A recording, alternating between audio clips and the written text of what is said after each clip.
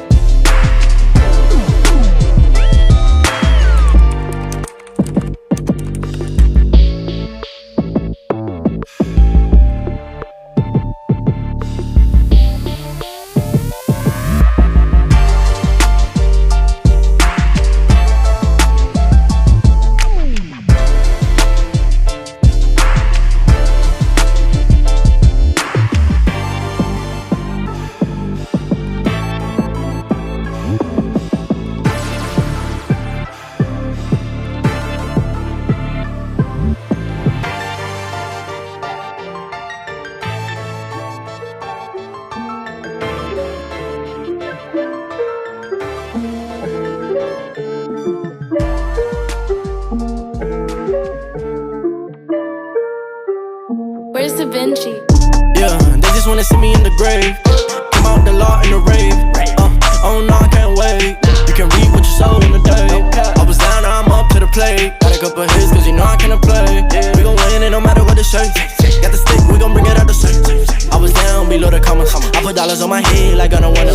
Yeah, I'm proud of what I did, I'm gonna come up. Yeah, you left me on red, so don't try to run. Want no smoke, then come in peace. Flow so foreign overseas. Got them praying, they like please. They want cheddar, not no cheese. Undefined, they don't get it, it's amazing. I was down bad in the basement. I would pray to God for a placement. I was never patient, I was always racing. Got me on the drive, that's a flagrant. Little boy, tell me what you chasing.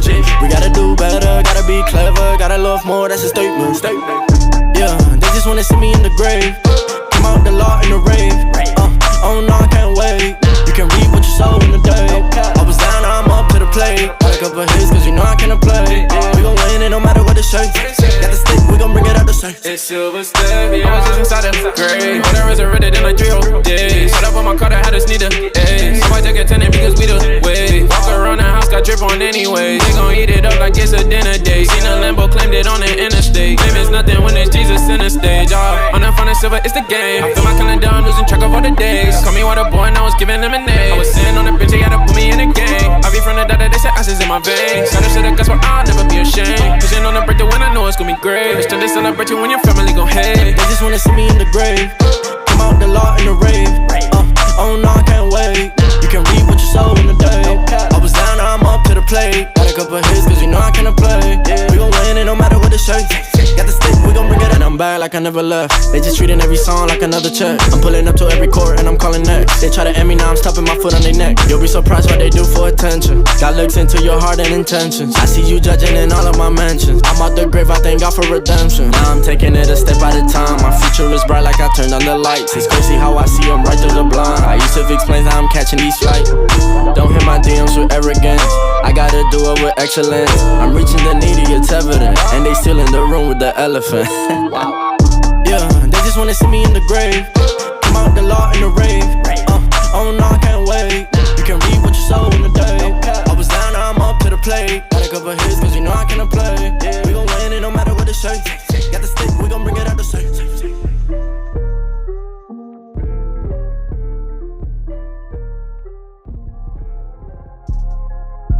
Welcome to Royal Rebounds TV with Calvin and Barry.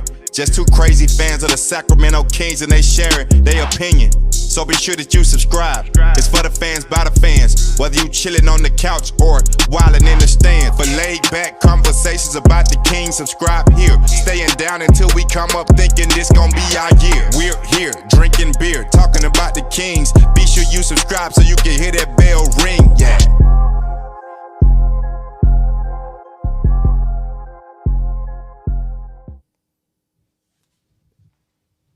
What's up, Kings fans? Welcome back to another Royal Rebounds Podcast live with Calvin and Barry. We are breaking down the Sacramento Kings loss tonight, 136-117 to the San Antonio Spurs. No Tyrese Haliburton tonight. No Terrence Davis. De'Aaron Fox scores a season high, 37 points. His biggest game since last April. Calvin, what are your first thoughts on the game? Well, we'll start with what I liked from the game because that isn't a very long list. And then we'll get into everything else. Things I did like, it is good to see De'Aaron Fox have a big game like this. I felt like a lot of the points were empty stats, but still, for him to have a game where you have 30 points, you know, confidence-wise, that's a big boost for you. Mm-hmm. He shot pretty well, 2 of 5 from 3. Another really good night at the free throw line, 7 of 8 at the free throw line. I loved how these guys who really haven't played that much are coming in and having to play big minutes right now because, A, they're down a guy with their 2 guys with Haliburton and Davis. Yep. And then when you get down big, you also have to go to the bench more to try and get a boost. So Chimezie Metu, Damian Jones, these guys have been ready to play. Metu, I thought, looked great tonight. I think it may even be time to experiment with him starting over Mo Harkless. Like, I just don't know what's going on with Harkless. he really just isn't giving you much anymore. And I don't really even see that much production from him defensively either. Tonight he was really lazy, I felt like, on his closeouts. You know, if that's the thing that you're supposed to bring to the team as your best attribute, then you got to bring it every single night. Yep. And I don't see that out of him, and we all know he's not really helping on the offensive end either. Outside of that, I don't really have much else. Kings shot well at the free throw line again, but they got doubled up in free throw attempts. And I don't think there was really a disparity in, like, the refs were giving calls, you know, to San Antonio that shouldn't have been called. They were getting to the free throw line because the Kings weren't playing disciplined defense tonight. Yeah, I totally agree. Yeah, they just committed way too many fouls. 31 attempts for the Spurs, and I think only 16 for the Kings. Yep. So. If this is your first time to the channel, welcome to Royal Rebounds TV, your favorite Sacramento Kings YouTube channel. If you're a Kings fan, make sure you hit that like button down below. If you'd like to join the Royal family with Calvin and I, make sure you hit that subscribe button. And if you'd like to find out when Calvin and I put out a new video, make sure you hit that notification cowbell down below. We go live almost after every single game. We do a ESPN style show every Friday called The Royal Report. It's a lovely show. It's about 30 minutes long. We talk everything Kings basketball, and we have a fun time doing it. All right, so Buddy Hield started again tonight.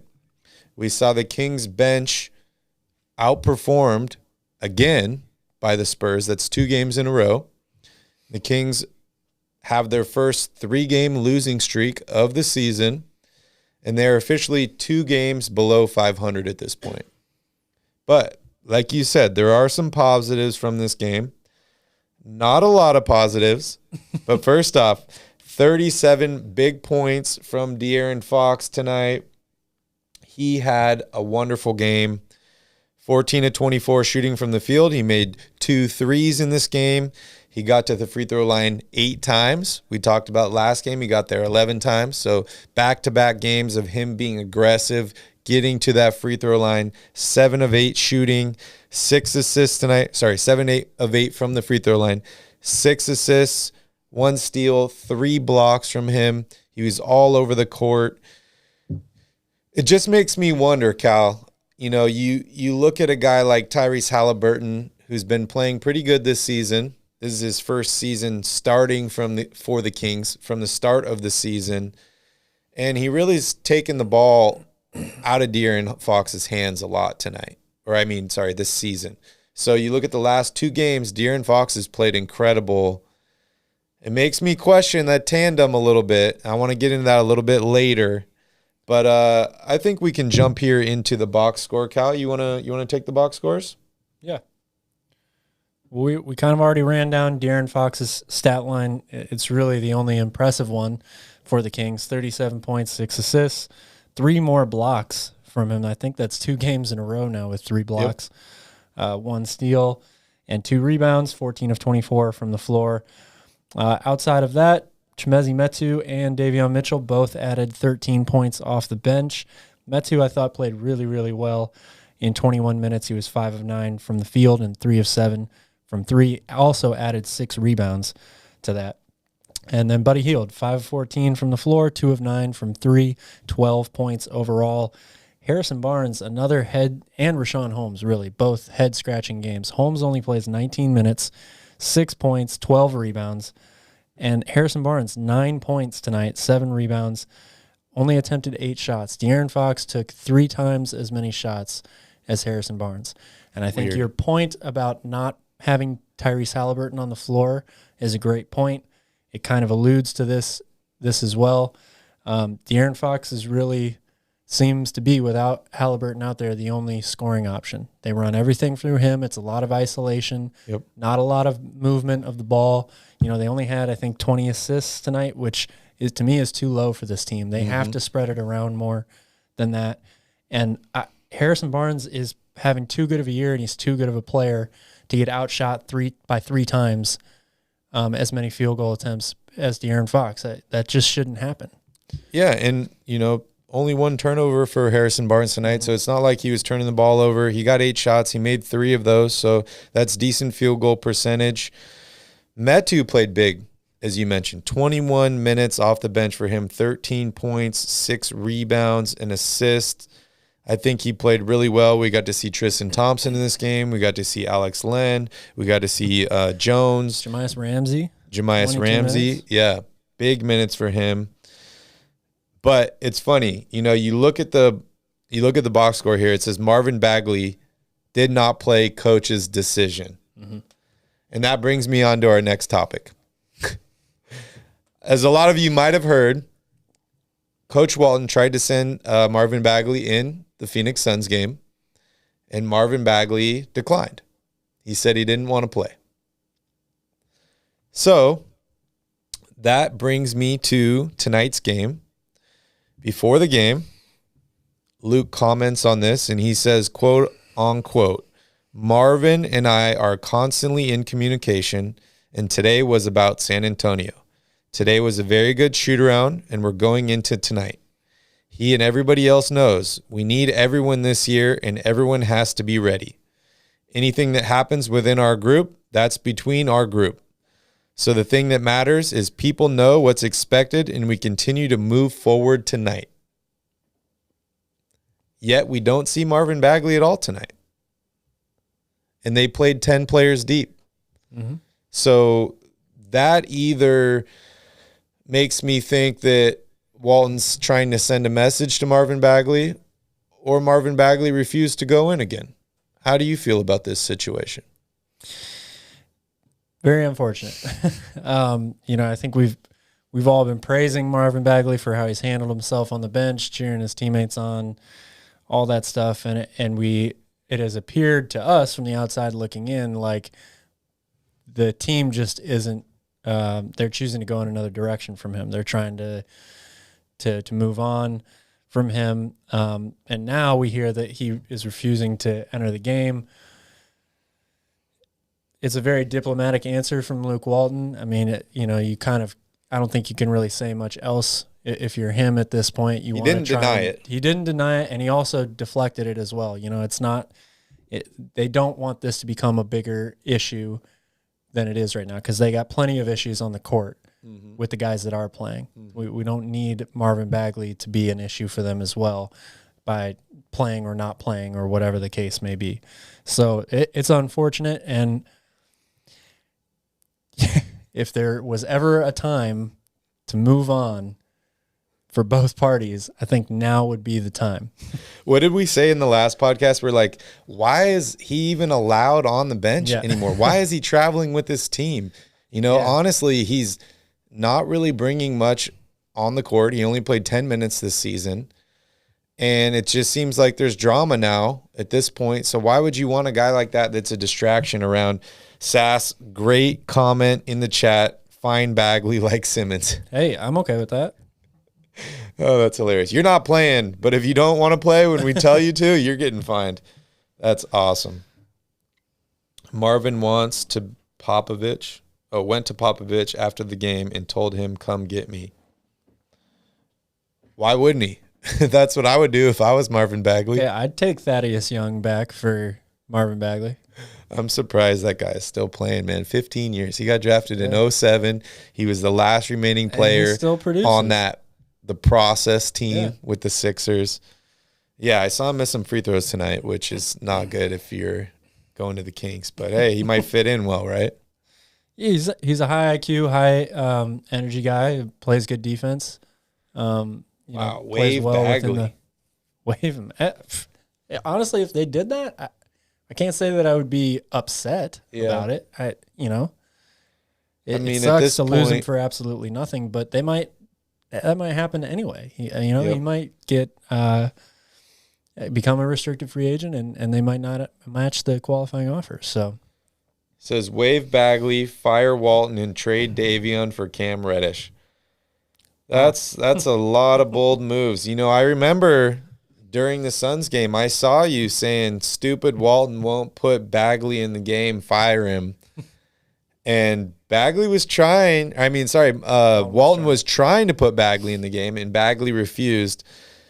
Not saying that that's not Luke's fault for creating a bigger divide in this. And we talked about this early on in the season, like, hey, why don't you throw this guy in for at least a couple minutes? It might help his attitude. It might help his peace of mind. And we've gotten to the point of no return now. Yeah, I think so. So Marvin Bagley, not a Kings player anymore. So happy I didn't buy his jersey. That's all I can say. That is all I can say. So let's look at the team statistics for the game. This was a complete blowout. The Kings started off really, really slow in this game. Only 20 points for them in the first quarter. They were down 14 after 1, and they just continued that basically throughout the rest of the game. The third quarter, actually, the second and third quarters, the Kings scored a decent amount of points, 34, 33, but they gave up 37 in the second quarter. They gave up 33 in the third quarter. There's no way to come back like that. They just gave up too many points in this game. We talked about setting that number was at 120 on points allowed. And you and I were talking about, maybe it needs to be around 115, 112, something like that. If the Kings would have held them to 115 or 112, they would have won this game. But unfortunately, they didn't. 136 points is the most points they've given up all season long. And we were just praising their defense, Cal. Yeah, not a good night tonight. They got off to another slow start, like you mentioned, and they just looked lazy and disinterested on defense. The communication was bad. They weren't ready on a lot of these switches, and they weren't ready to guard the three-point line. I know the scouting report says that San Antonio is not a good three-point shooting team, but they started, 5 of 6? Yep. So, and then they shot 57 or 56% from three for the game. That's on 32 attempts. I mean, after they hit those first couple threes, you got to say to yourselves, all right, guys, we got to really get into them and guard this three-point line, because even though these guys aren't supposed to be good shooters from outside, they're hitting tonight. So this needs to change. And they never, ever once made that switch. This whole game can be summed up to me in one possession. About 9 minutes left in the second quarter. Davion Mitchell has the ball. He's coming down the court. Very rare. We don't see this very often. But I think it was Eubanks, just knocks the ball completely out of his hands as he's driving around the free throw line. Mm-hmm. Kings are lazy getting back on defense. Lonnie Walker goes in for a layup. Davion Mitchell's in perfect rebounding position, but he expects that Walker's going to make the layup. He misses. Keldon Johnson gets a nice offensive rebound, backdoor cut to Doug McDermott for a bucket. That was the Kings' night tonight. They just didn't have it effort-wise whatsoever.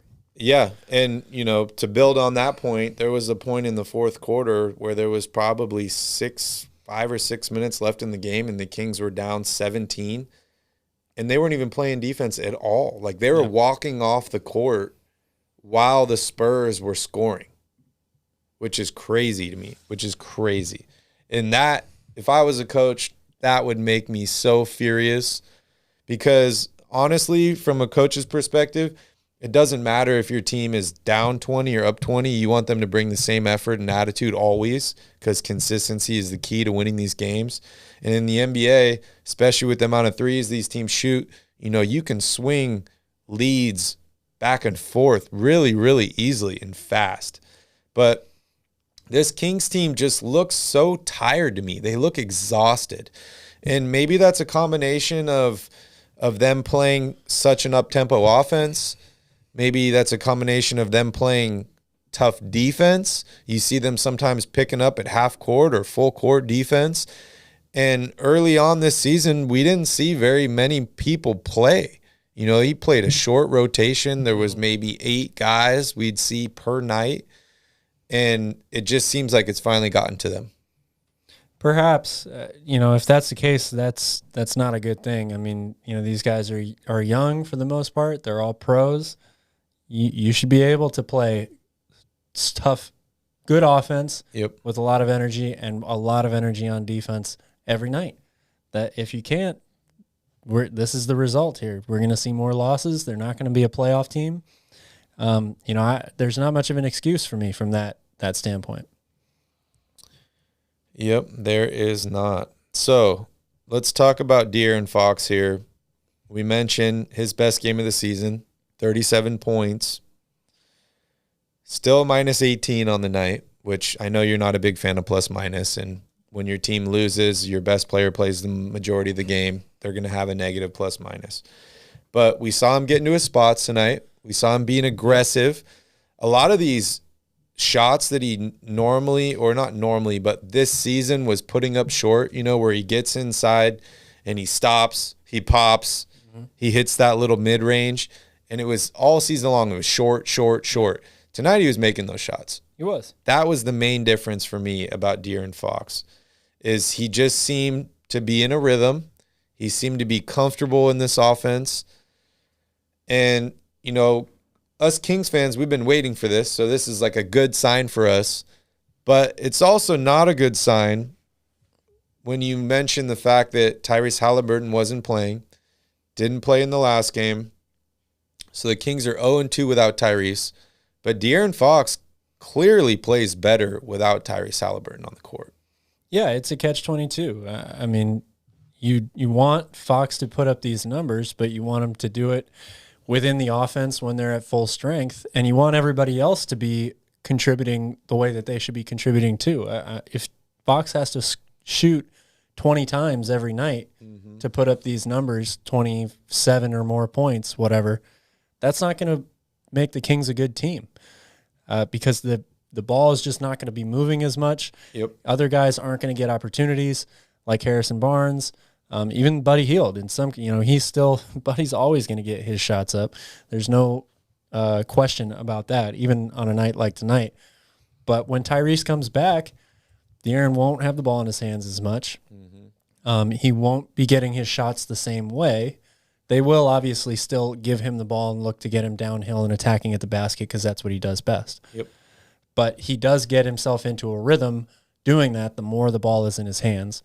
And when Haliburton comes back, that won't be the case. So it'll be very interesting to see if he continues to play as effectively offensively and efficiently where he's getting to those spots and still hitting consistent jump shots. Yeah, it's. I just have a whirlwind of emotions from this game. There's concern about Fox and Tyrese playing together. There's the fact that you moved Buddy Hield into the starting lineup this game, and he didn't play well. I think he was 0 for 7 from three-point range until like 4 minutes left in the fourth quarter, and then he hits 2 in a row. We talked about how the bench production on this Kings team has been so great all season, and that's highlighted by Buddy Hield, right? Is Buddy Hield, we were talking about. It still wasn't that bad tonight. I mean, they got 26 combined from Metu and Davion Mitchell, so. Yeah, 1 for 8 for Mitchell from three-point range, not unfortunately. Good there, but I just see, we talk about injuries having an impact on basketball games and how every team goes through these issues. So it's not something you can really blame losses on because it happens to every team. And it's not like we're missing our best player. Don't get me wrong, I'm a big Tyrese fan. He's been playing incredible for the Kings this year. But he's probably, I would say, third, fourth best player on this team. And, you lose him. You lose Terrence Davis. We talked about how this Kings team has just been stacked at the guard position, and we have all these guards. Yet we don't have any guards that could step up in this game where we're out 2 of the guards. So that's a little concerning to me. Seeing Buddy Hield in this starting lineup, not having the success that I would like him to have. I think he's much better suited for the bench. I think this Kings team is better suited having Buddy Hield coming off the bench.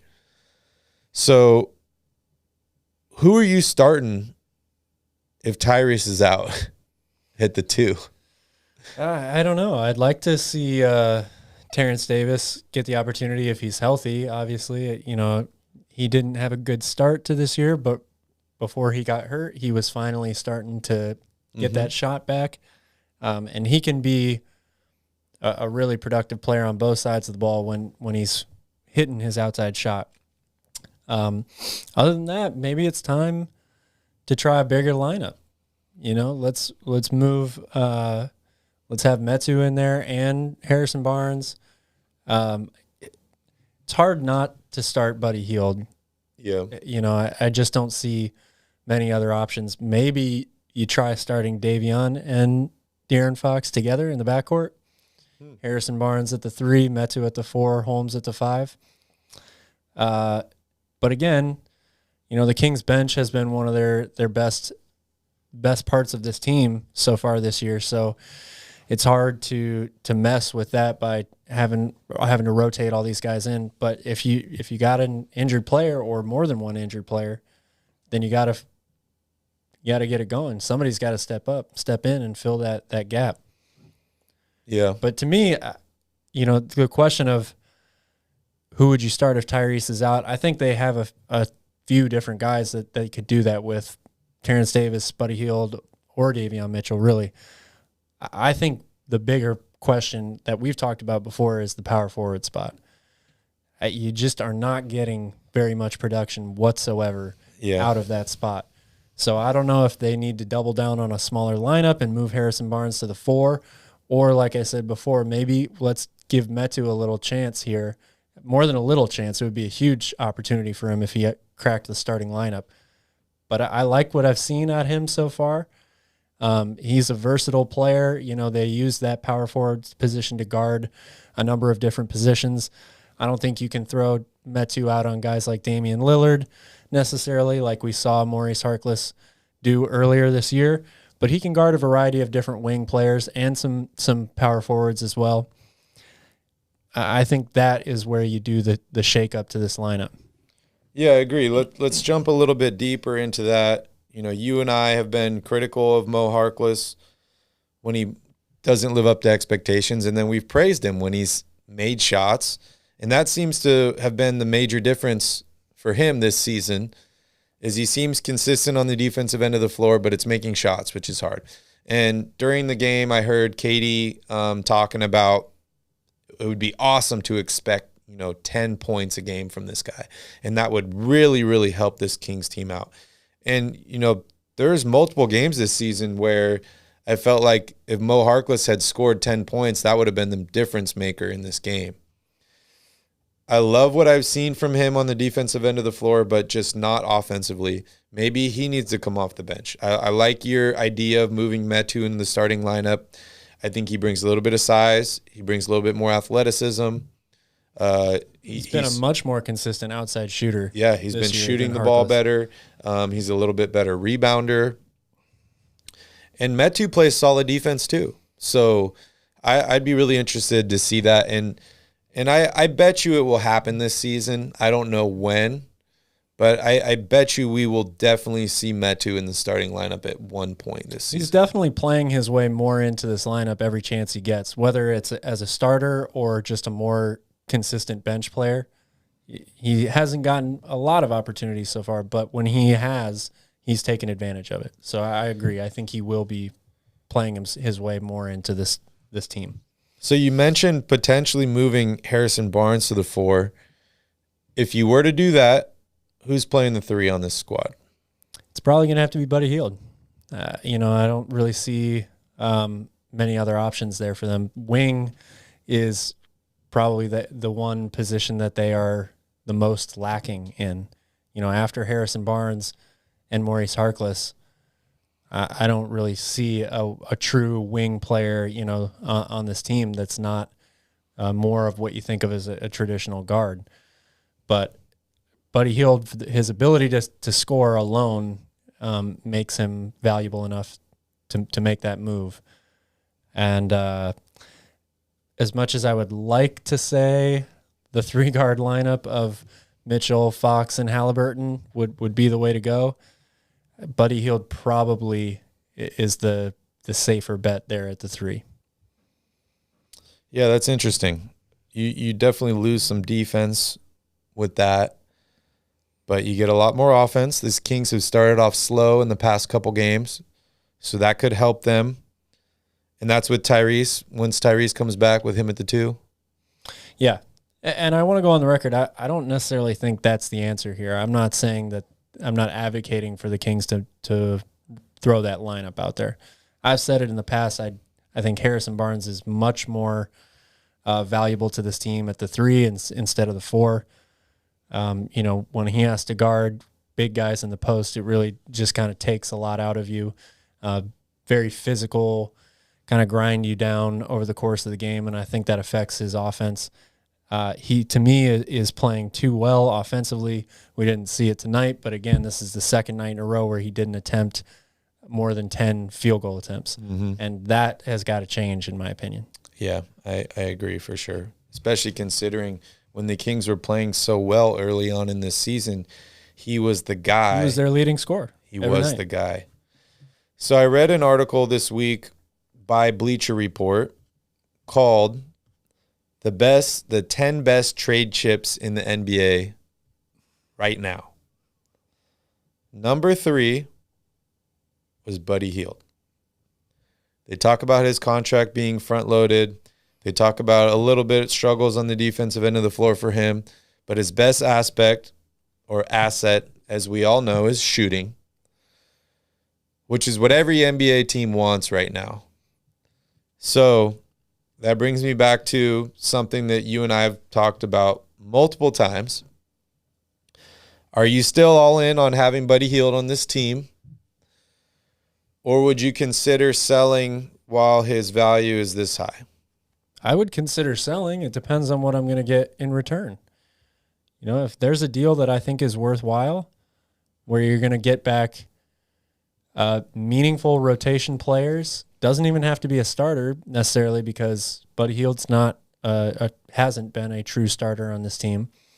But if I feel like I'm going to get back adequate scoring, maybe it's not 20 points a game, but 16 points a game, something like that. And I felt like the defensive player that I was getting back is also worthwhile. I would absolutely consider it. And I think the fact that you just mentioned his value may be higher than it's ever been, that alone is good reason enough for me to be looking at trades right now. Yeah. Because if you're going to trade somebody, you want to trade them at their highest value. Yep. Right? Yep. Is there any guy in the NBA that you would consider a Buddy Hield trade for at this moment? I mean, I'd have to really look, there are plenty of guys that I would definitely think are worth trading for him, but are the salaries going to match? Who else is going to have to be involved in that deal? It's not a cut and dry thing or a black and white situation most of the time. So I'd have to maybe think about that, and I'll get back to you the next post-game show we do. I'll have a couple trade options. Okay. We have someone not liking your suggestion of Buddy Hield at the 3 in the chat. I don't like that either. I think you guys are mishearing me. You asked me if you were to play Harrison Barnes at the 4, who would start at the 3? Yeah. And I'm looking at it from Coach Walton's perspective. Buddy Hield probably is that guy. Is that what I want to do? Absolutely not. They said, do you even know basketball? Apparently not. That's why we spend hours and hours and hours sitting here and talking about basketball for you guys. You guys should maybe listen a little bit more instead of typing. There you go. Shots fired. Shots fired. When Buddy's shot is not falling, he is a huge negative. Yeah. I mean, that is the greatest insight I've ever heard right there. I mean, when you take a guy, you take anybody in the NBA, you take the thing that they're best at and they're not doing it well, they're a negative, right? Yeah. You take Steph Curry. Steph Curry goes 0 for 10 from three-point range. That's not good for his team. No, same with Buddy Hield. Not. Same with a guy that passes the ball. LeBron James has 10 turnovers, 1 assist in the game. That's a negative. So, everybody on the basketball court is there for a reason. There's different types of players. There's well-rounded players. There's specialists. With these specialists, when they're not doing what they're special at, they are a liability. And that's what Buddy Hield will be and will always be, is a specialist. And that's not a knock on Buddy Hield at all, because I think that he has a hell of a work ethic. I think that he's trying to get better at the other aspects of his game. But he's just a shooter, man. That's what he's built for.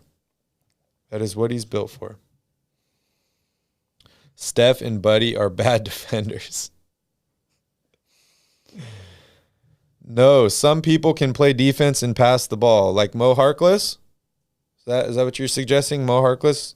When he doesn't make shots, we lose too. So, Terrence at the 3. What do you think about Terrence at the 3? Yeah, he's a little undersized. He's not a consistent enough defender to guard most wings in the NBA. We got a VIP in the chat right now. I like him. I like him going.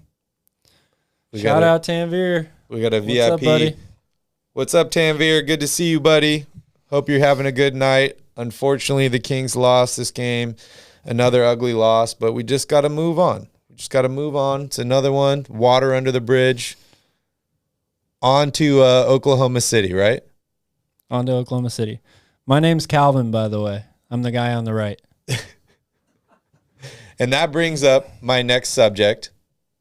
Next game. Kings go to Oklahoma City on Friday to play the Thunder. I know the Thunder have not looked like the greatest team in the NBA. However, they've beaten the Lakers twice, and they just beat the Spurs. So how are you feeling about this matchup on Friday night? Well, the Kings better win. We talked about it going into the 3-game homestand and then leading into this 4-game road trip. These are all winnable games for the Kings, and they really haven't played well so far. So they got to snap out of this losing streak and go get a W. Yep. No excuses. No excuses. I'd love to see what's going on with Tyrese Haliburton. I know he's had some back soreness. He played incredible 2 games ago. Kings end up losing that game at the end and then misses the last 2 games. So it'll be interesting to see whether he's available on Friday or not. We all talk about Shai Gilgeous-Alexander being a great player, but this Thunder team has a lot of young talent. One of my favorite guys, Lou Dort, great 3-and-D guy. It's not an easy win on your schedule as much as you would hope it to be. But on a positive note, they have a worse record than the Kings. They do. The Kings need to just get out of this funk that they're having. De'Aaron Fox seems to be playing great again.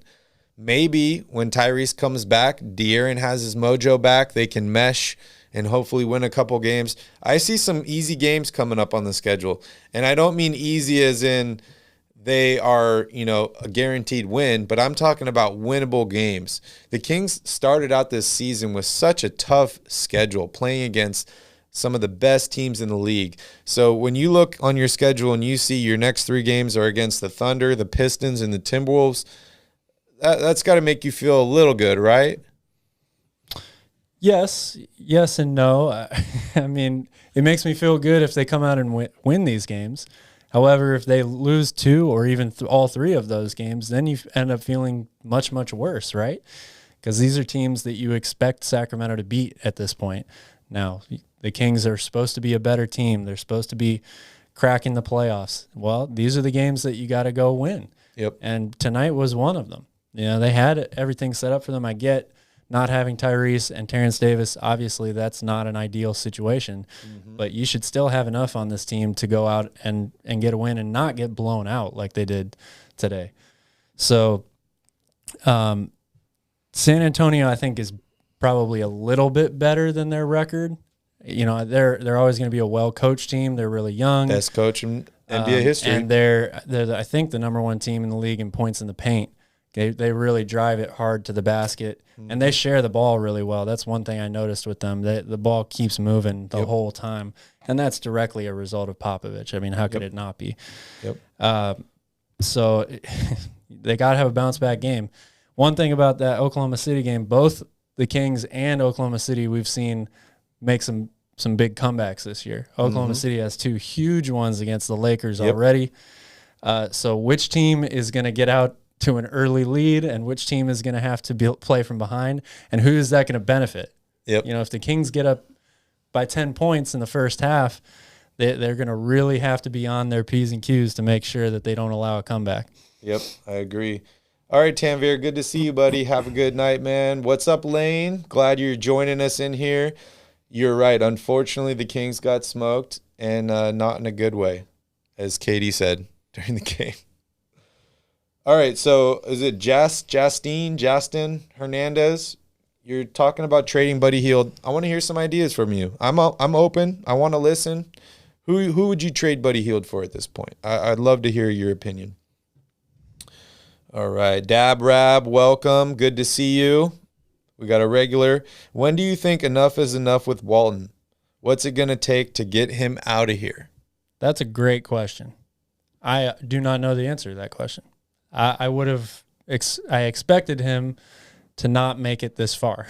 We talked about it last year on the Royal Report when they went through both of those, 9-game losing streaks? Yep, 2 in one games. season? Yep.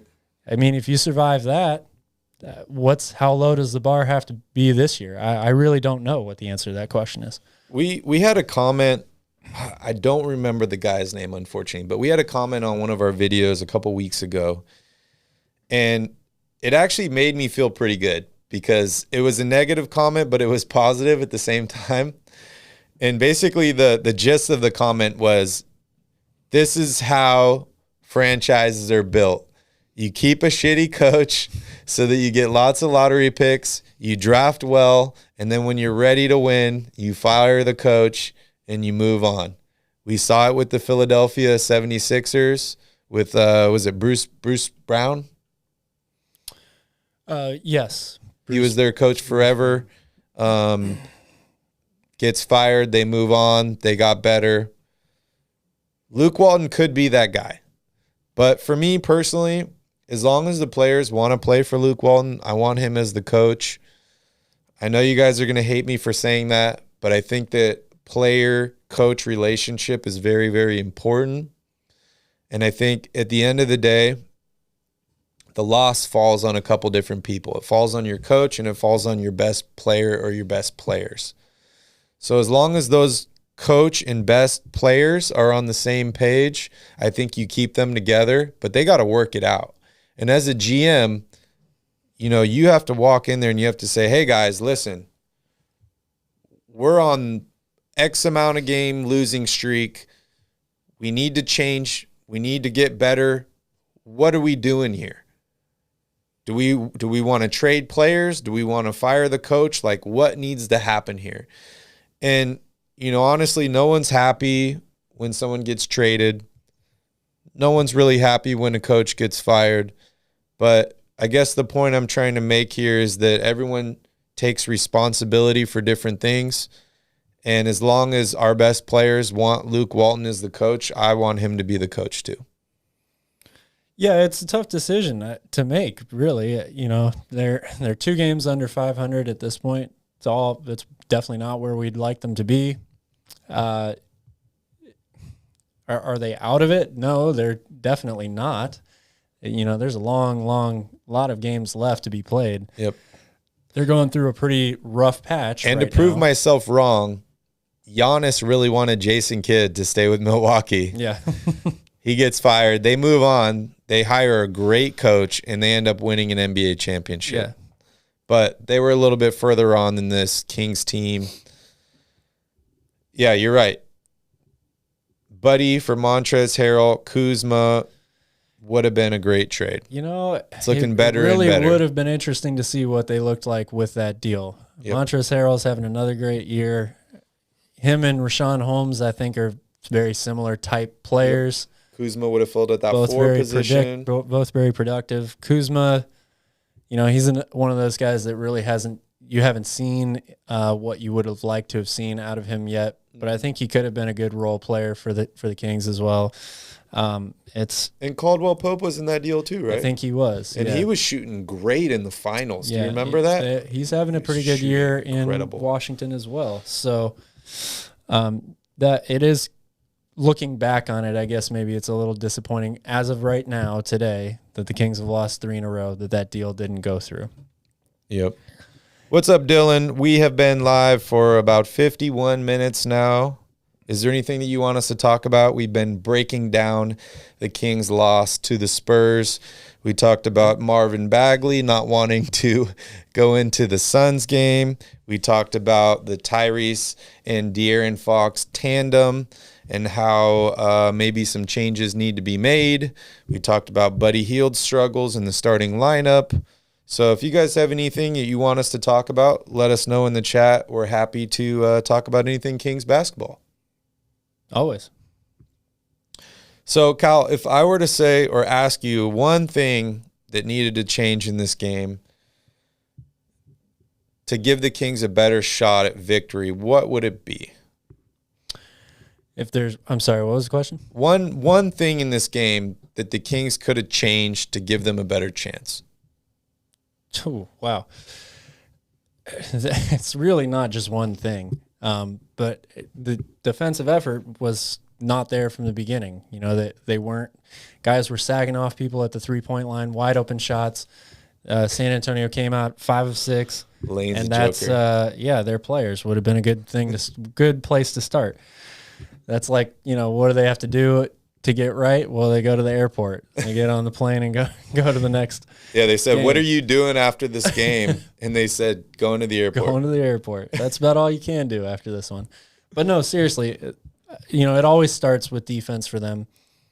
Because we've seen this team come out and shoot really, really well. They've shot as well as 50% from 3 in games, but they can still allow teams to come back in if they're not playing good defense and securing the rebound. I just saw a lot of lazy effort defensively, not engaged. That play that I talked about with Davion Mitchell is a great example of that, and it's a great example because that's the one guy that we've talked about all year, to where you're not going to have to worry about his effort and all this stuff on defense. So they really just didn't have it as a group tonight. And then the fouls, you know, it's one thing when a team shoots so well from outside. San Antonio shot really, really well from 3, but then you let them get to the free throw line on top of that. Mm-hmm. They didn't even shoot that well at the line. They were, I think, 20 of 31, but still there was such a huge disparity there between the free throws.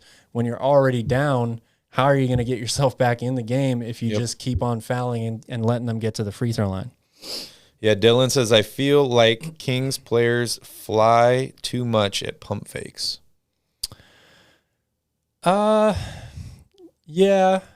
You know, early on in the season, I thought their closeouts were great.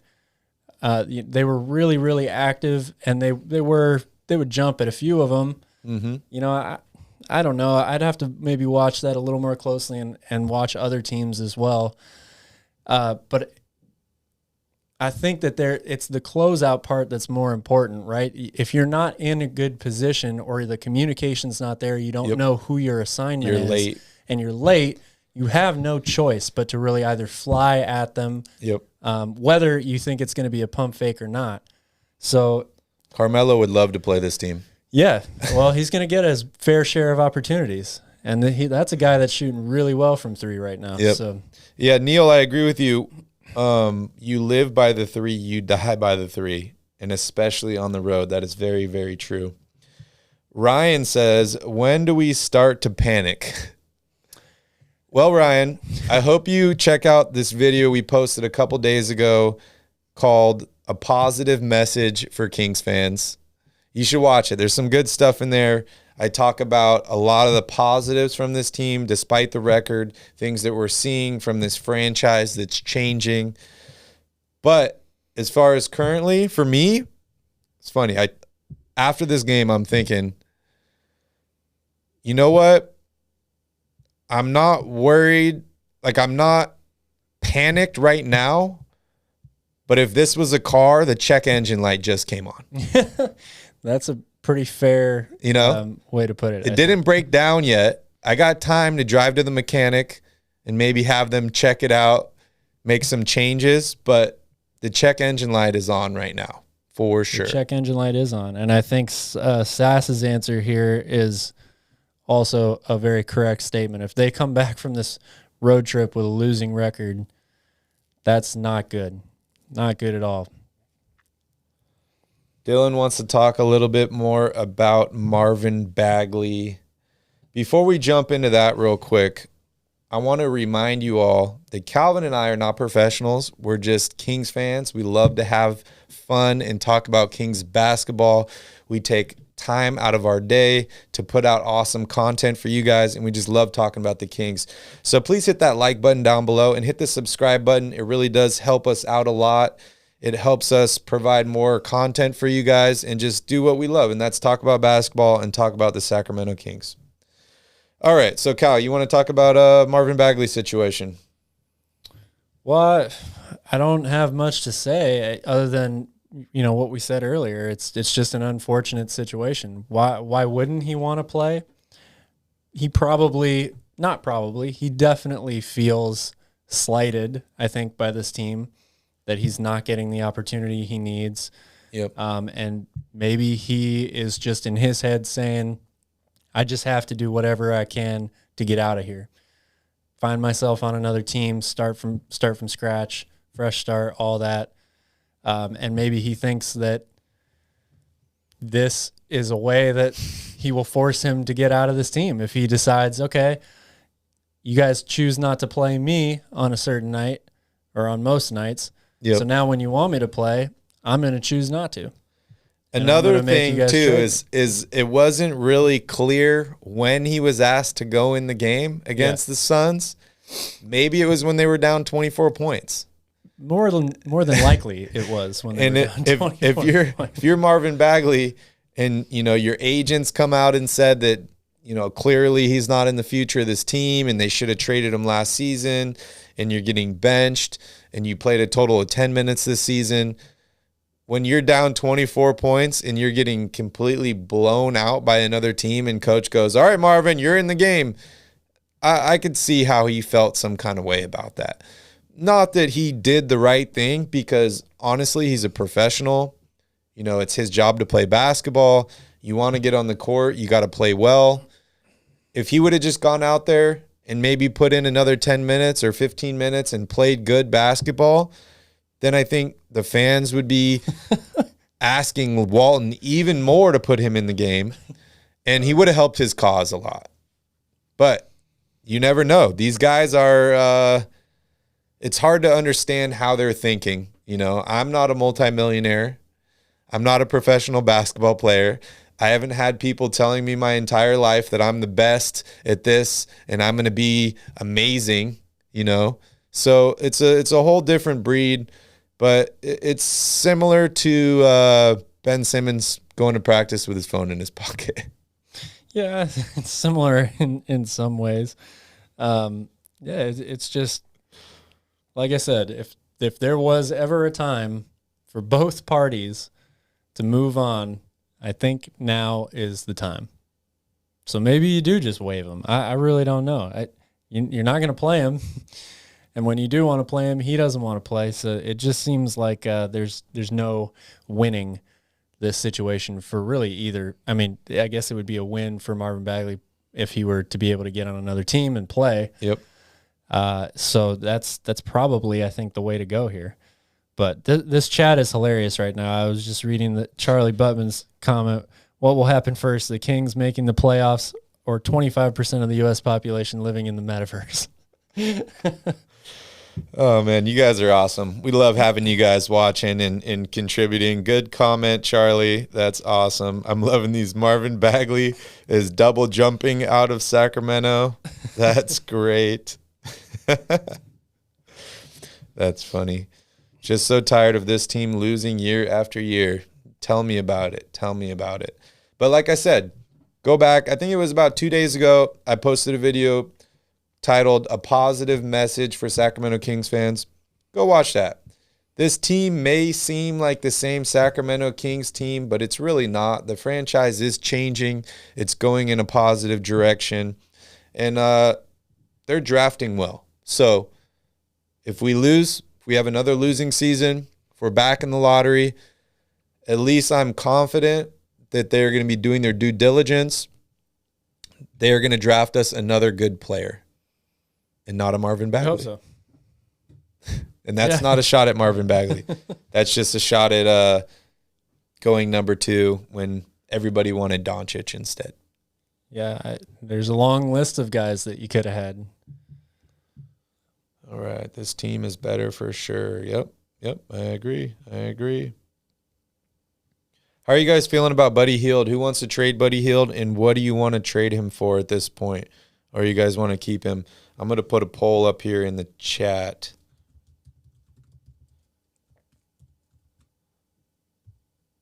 What do you think was going on with Buddy tonight, Cal? Why was he not shooting so well? That's Buddy Hield. As good of a shooter he is, he is streaky. And we've seen that from him his whole career. He comes out and has, a 10 for 14 game one night, and then he comes back and is 2 of 9 like he was tonight the following night.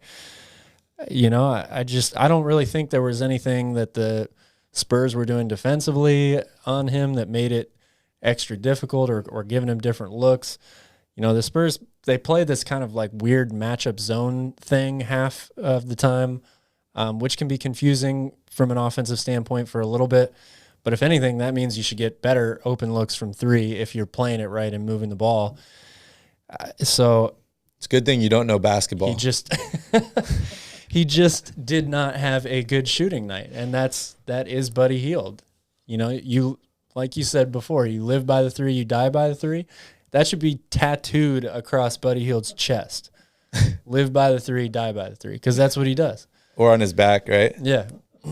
That's funny. Lane says, I'm excited for the next couple of years. So are we, Lane. So are we. We are excited. And hey, they're playing better. They have been playing better this season. These past 2 games in particular have not been so great. But you're right. After that Charlotte game, I talked about it. You could see in that game 2 franchises perhaps going in different directions. The Kings were obviously an improved team from that game alone. And you could see it on defense. I mean, the Hornets looked like the Kings did last year playing defense in that game. So it is it's a much improved team. The Kings look like the Hornets tonight. And the Kings look like the Hornets tonight. Yeah. So it is. I saw somebody I'm sorry, I don't know who it was, but I saw somebody in the chat saying it's just frustrating because it's a lack of effort. Yep. And that is what it is. And a lot of that falls on the coaching staff. It really does. One of the things that I've been critical on Luke Walton in the past is that he just doesn't seem like a big master motivator type guy. Yep. Which to me, that's what a head coach, that's the attribute you need to have as a head coach above anything else. You can be great at X's and O's. You can be good at all this other stuff, scouting, all this stuff. But if you can't convince guys to follow you when things are getting tough, if you can't get inside your players' heads and really make a difference and an impact on them, then that's going to really hurt you as a team. And it's hard because the guys like De'Aaron Fox say they like playing for Luke Walton. Yep.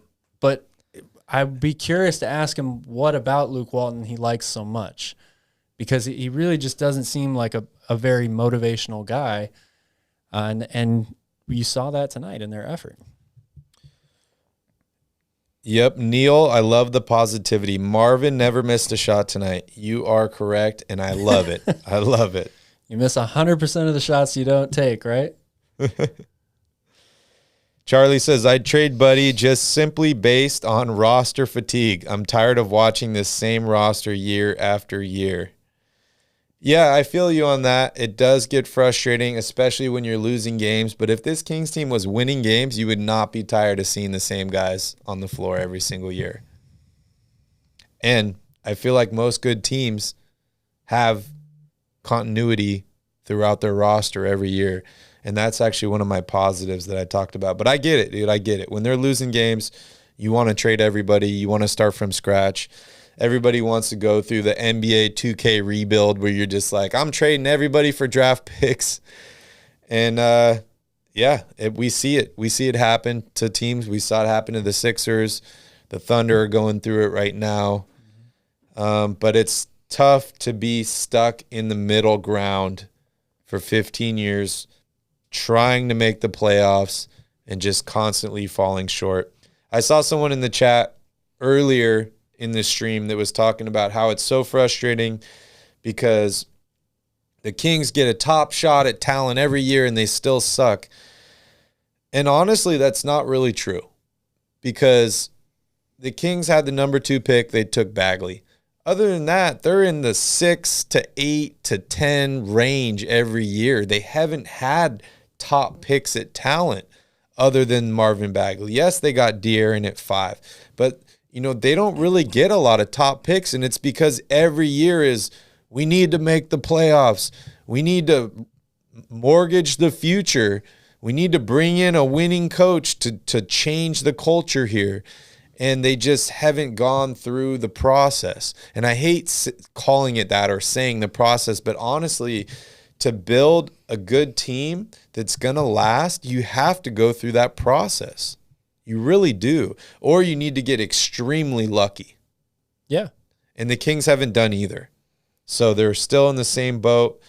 But guys, positives, we've just nailed the last 2 drafts. If we end up having another lottery pick this year, I'm confident this front office is going to choose the right guy. So there's some positives for you. Charlie says, I'd trade Buddy for Sadiq Bey. They tried that with Bagley, and they said no. I like Sadiq Bey, though. Yeah, Sadiq Bey's. Ryan wants to know what Fox's numbers were tonight. We got him going right below in the screen there. 37 big points for him. It is a season high. His best game since April of last year. All right. Fox was the only one that showed up this game. The rest were bad. Yeah, I mean, he did most of the damage, but, it's his job to get other guys involved. You look at a guy like Harrison Barnes, he only took 8 shots tonight. That's how many threes that Luke wants him taken per game. We need to see him get to the basket more. The last couple games, we talked about how aggressive he was and how when the Kings, hit these droughts, these scoring droughts, Harrison Barnes would drive to the basket and he'd either get fouled or he'd make a layup. Only 8 shots tonight, only 2 free throws tonight. So he clearly did not get the ball enough tonight. No, he didn't. And he got off to a pretty good start. He was, while the Kings as a team were a little flat, I think he only ended up with, 9 points we said? I feel like he had 7 pretty early on in this game. So if anything, I expected him to have the big offensive night as opposed to De'Aaron Fox. But once Fox got going, it was literally just get him the ball and clear out. Yep. And, yeah, I got mixed feelings on that too because you want to see your best player get involved. You want to see him get his mojo back. And I think he's done that, and maybe that's a positive that moving on to this next game, integrating Tyrese back into the lineup, hopefully, De'Aaron Fox will be ready to go. All right, Lane, have a good night. Aloha. Good to see you, bud. All right, so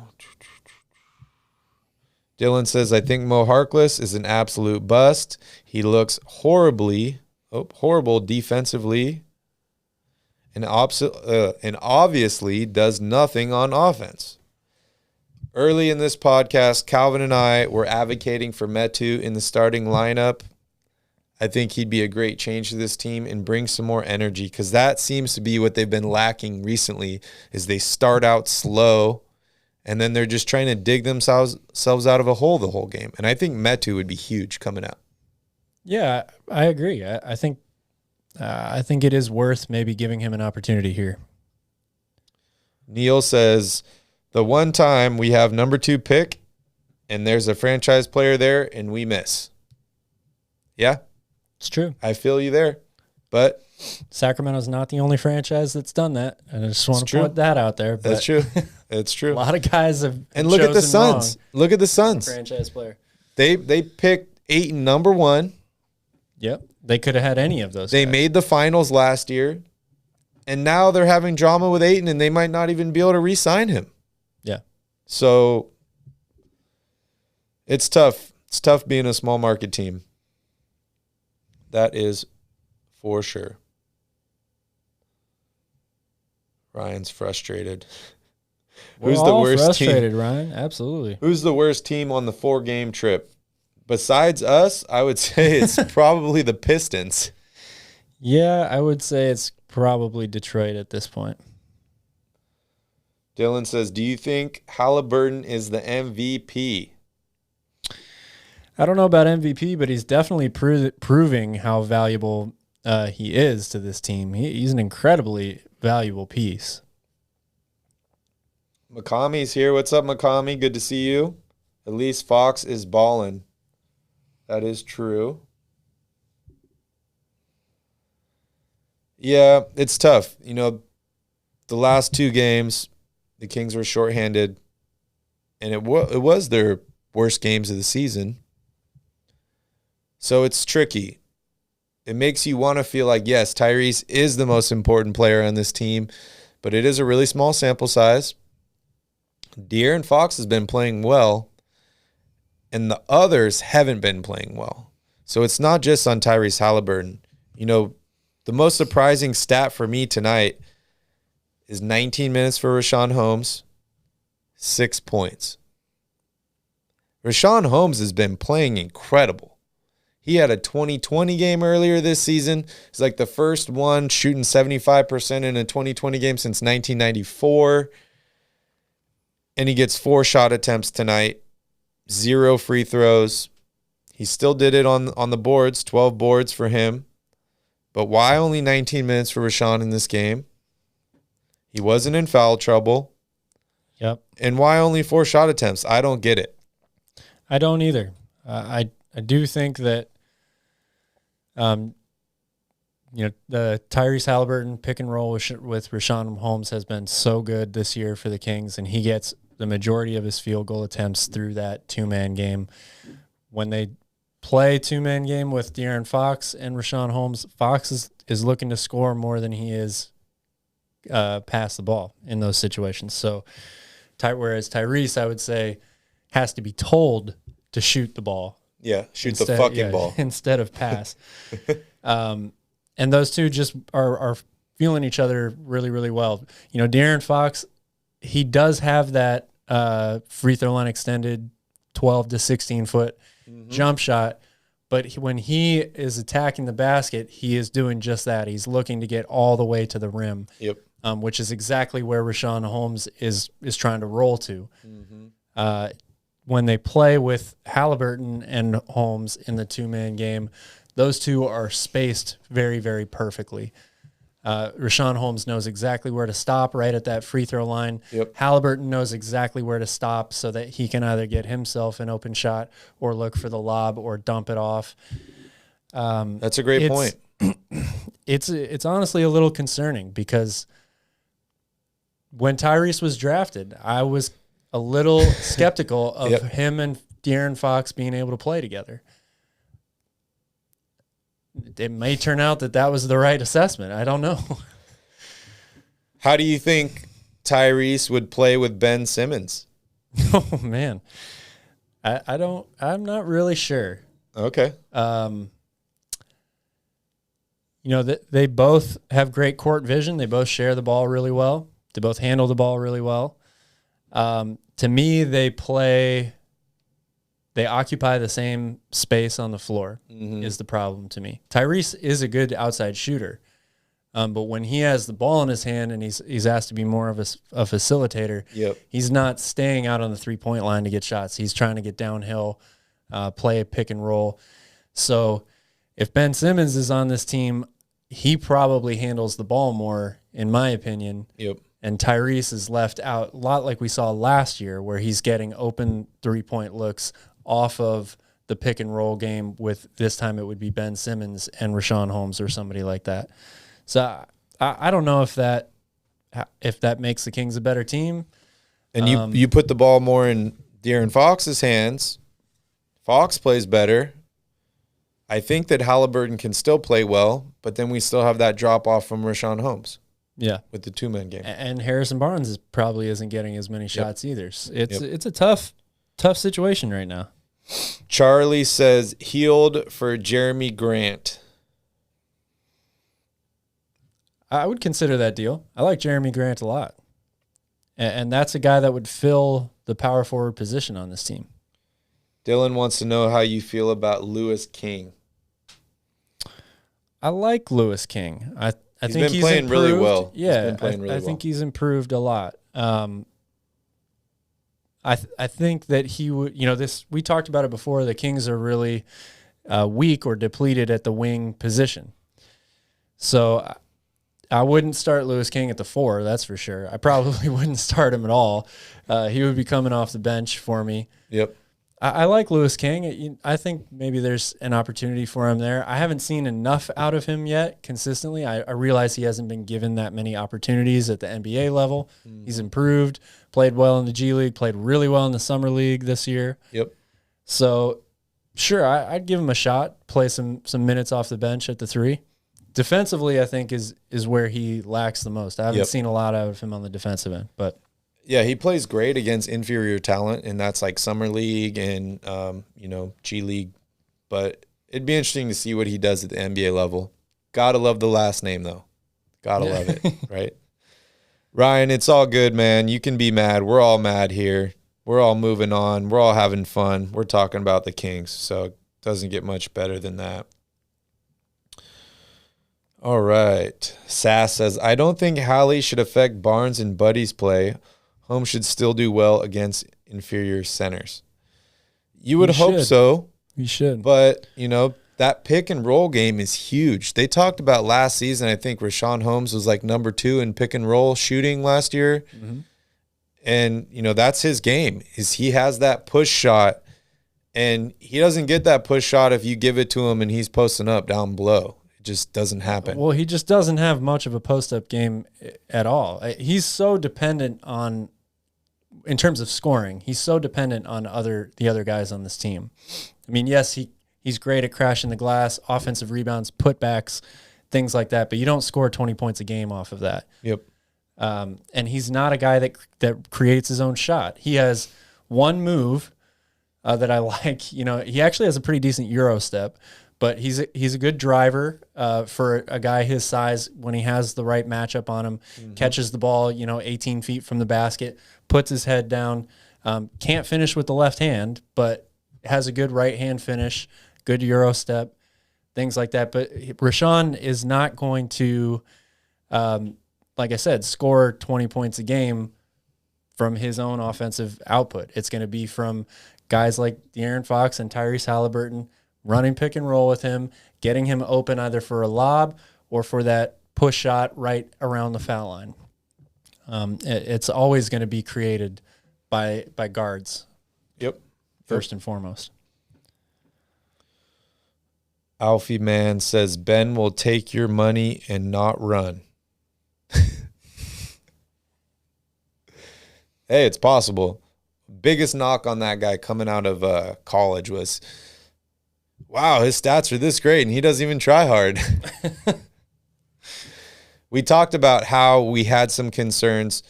Don't get me wrong. I think that Ben Simmons could definitely help this Sacramento Kings team, but that doesn't mean I don't have any concerns about him playing in a small market. Go back to my positive message to Kings fans, not having players on this team that bully the franchise. That's really important, and Ben could potentially be one of those guys. So I'm a little worried about that deal. But if the Kings don't have to give up too much, I'm in. So checking in here on the poll, we got 12 votes. We got 50% saying trade buddy, 42% saying no, and 8% saying hell no. So we're at 50-50 now on trading buddy, and that's probably how I feel. Yeah, to me, it really just depends on what's the package you get in return. There aren't, the list of non-tradable players in the NBA isn't a very long one. So, that means, in my opinion, there are lots of guys, and Buddy Hield is one of them, to where I'm always going to listen to hear what's available, what are people offering me for him. Like we talked about, his value may have never been higher than it is currently. So that, in theory, should mean that there should be some fairly attractive offers out there, or at least ones that are really going to have to make you think for a while. Yep. I want to remind you guys, if you're a Kings fan, make sure you hit that like button down below. If you would like to join the Royal family with Calvin and I, hit that subscribe button. We put out fresh Kings content all the time. And if you'd like to support the channel even more, make sure you go to royalrebounds.com. We got a bunch of videos on there, and we also have a store where you can get some pretty cool Royal Rebounds Kings gear. All right, Cal, we're getting towards the end of the night here. Anything else you wanted to talk about? Tough night. Night. Everybody's frustrated, and for good reason. You know, the Kings did not look good tonight. And if we come back on this podcast after another performance like this, it's going to be a lot of the same discussions. Yep. I want to Luke Walton getting fired. Are we trading anyone or everyone on this team? That's the way things are going right now. I want to remind you all, Friday we release the Royal Report. It's a Sacramento Kings sports talk show. We release it in the morning. We're talking about everything Sacramento Kings. This week we are going to have a section about potential trades, and Calvin and I are going to yay or nay on these proposed trades. So make sure you guys check it out. And then Friday, we will be live again after the game, hopefully celebrating a victory, drinking some beers, having fun. If they lose that game, we'll still be here. We'll still be drinking beers. But we might be drinking Crown Royal, actually. There's instead. probably going to be a few more 4-letter words in that podcast. So we will see. But want to thank you all for joining us on another episode of the Royal Rebounds Podcast with Calvin and Barry. We love the Kings. We love talking about Kings. Make sure you guys hit that like button. Make sure you hit that subscribe button. And we will see you all on the next one. But in the meantime, go Kings.